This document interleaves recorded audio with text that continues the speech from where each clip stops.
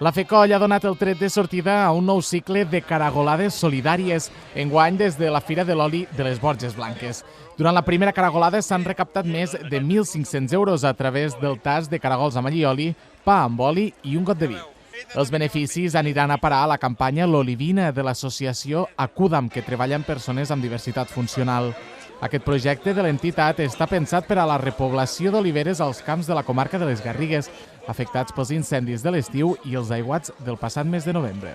El gener és una tradició gairebé ja a la Fira de l'Oli, en qui estem agermanats des de la FECOLL, i és un plaer, la veritat, haver agafat aquest dia tan magnífic, perquè ja que fem l'esforç d'organitzar tot això i tindre aquí més de 20 voluntaris treballant, doncs que això reeixi, que realment funcioni i sobretot